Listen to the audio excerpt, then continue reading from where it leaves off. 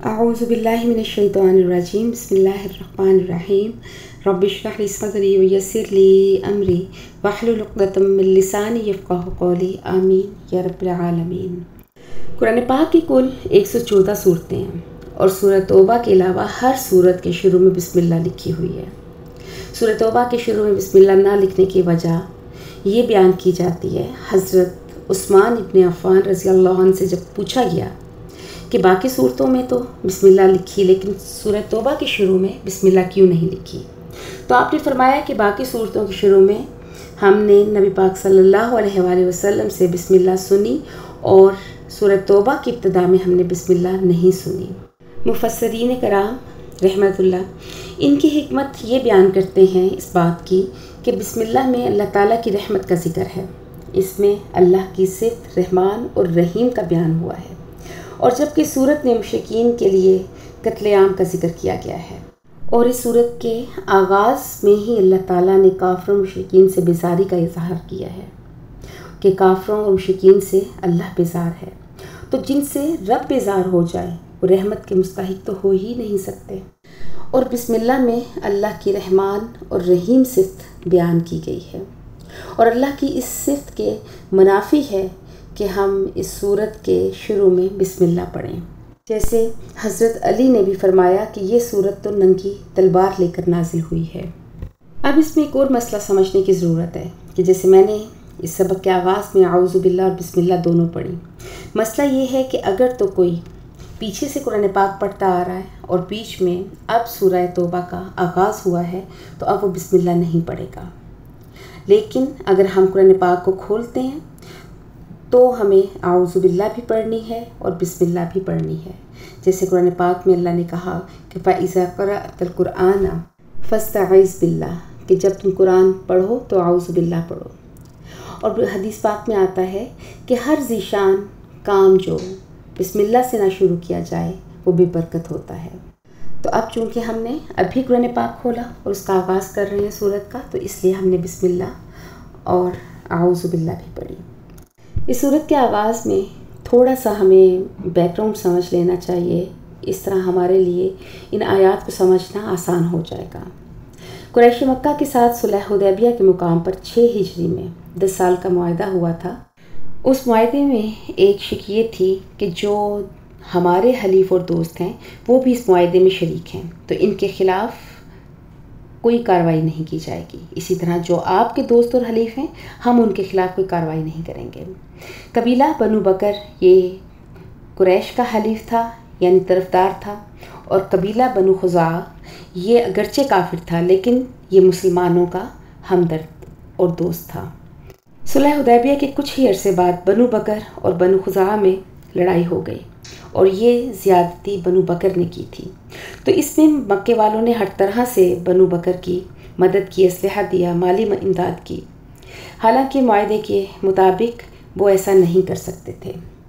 बनु खुज़ा का काफ़ी नुकसान हुआ, काफ़ी लोग मारे गए, तो वो नबी पाक सल्लल्लाहु अलैहि वसल्लम के पास आए और कहने लगे कि हम आपके हलीफ और तरफदार हैं, हमारे साथ ज़्यादती हुई है तो हमारी मदद की जाए।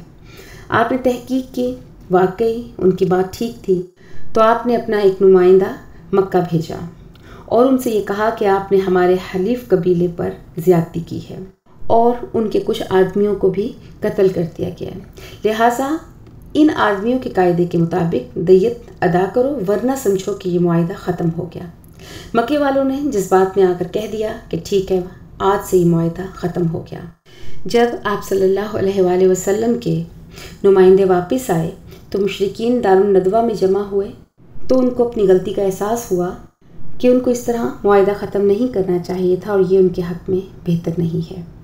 तो अबू सुफियान जो भी ईमान नहीं लाए थे वो मक्का रवाना हुए और आकर उन्होंने नबी पाक सल्लल्लाहु अलैहि वसल्लम से बात की कि हमारा मुआहदा ख़त्म नहीं हुआ, बाकी है, तो आप उसकी तजदीद फरमा दें।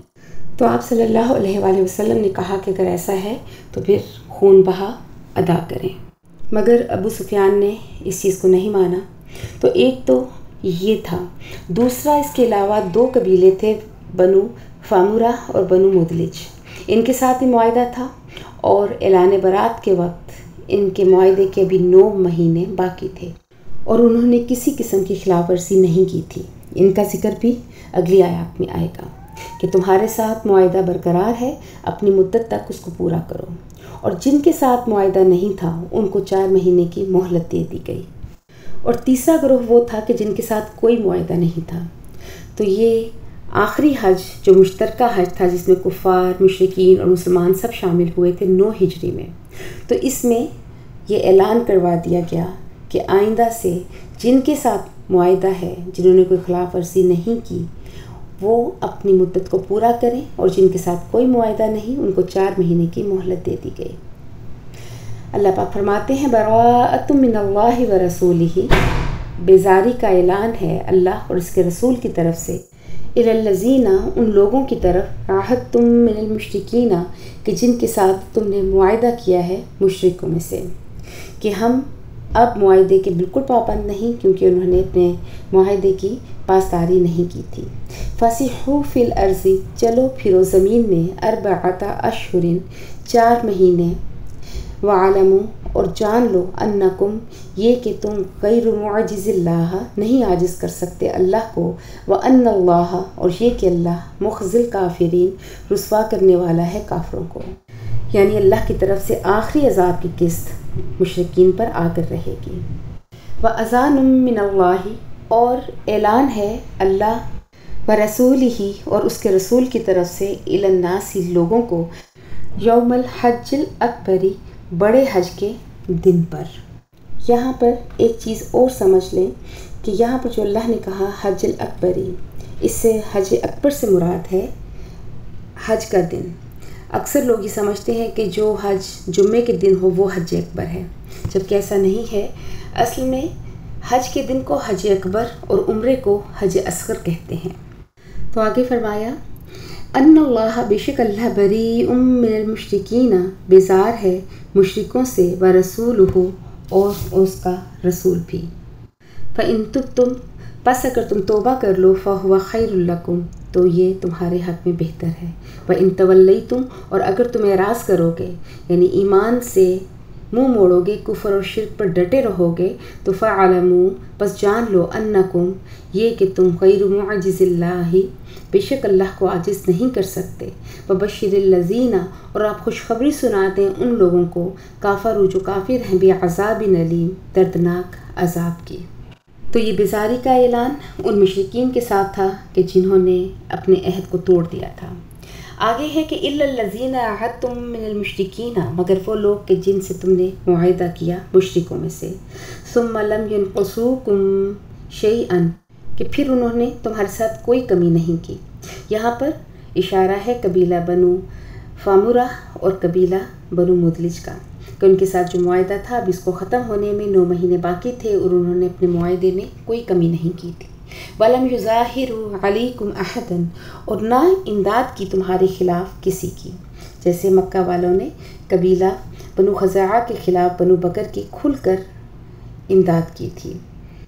فَأَتِمُّوا إِلَيْهِمْ، پس تم مکمل کرو ان کے ساتھ، عہدہم، ان کا عہد، إِلَى مُدَّتِهِمْ، ان کی مدت تک۔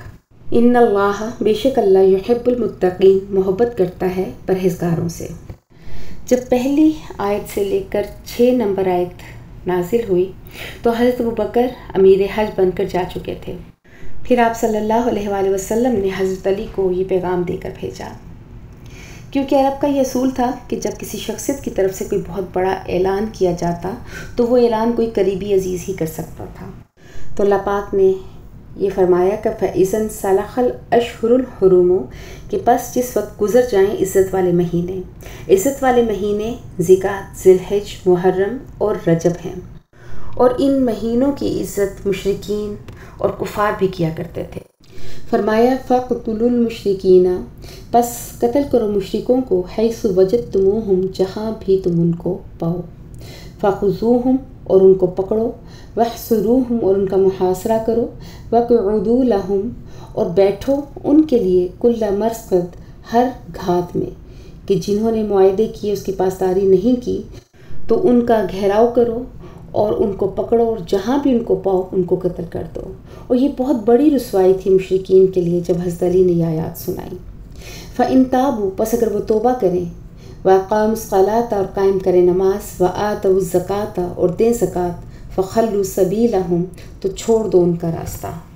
इन्नल्लाह गफ़ूरुर रहीम, बेशक अल्लाह बख्शने वाला मेहरबान है। व इन अहदुम मिनल मुशरिकीना, और अगर कोई एक भी मुशरिकों में से इस्तजारा का पनाह मांगे आपसे, फ़अजिर हो, तो आप उसको बस पनाह दें, हत्ता यस्मअ कलाम अल्लाह, यहाँ तक कि वो सुन ले अल्लाह का कलाम। यानी अगर कोई काफिर कहे कि मैं तुम्हारा दीन समझना चाहता हूँ, तो उसको अपना दीन समझाएं, उसको पनाह दें और उसके शुबहात को दूर करें। सुम्मा अबलिगहु मअमना, फिर पहुँचा दें उसको अमन की जगह तक। ज़ालिका बिअन्नहुम, ये इसलिए है कि वो कौमुन ला यअलमून, वो कौम है जो नहीं जानती। आज के सबक में हमने जो पढ़ा कि मोहलत के 4 महीने जो मुशरिकीन को दिए गए, ये खुदा के कानून के मुताबिक वो अज़ाब था जो पैगंबर के इनकार के नतीजे में इन पर ज़ाहिर किया गया था। इंतकाम माफ़ करना नहीं जानता। इंतकामी जज्बे के तहत जो भी कार्रवाई की जाए, इसको सिर्फ उस वक्त तस्कीन मिलती है कि जब कोई इंसान अपने हरीफ को ज़लील और रुस्वा होते हुए देख ले।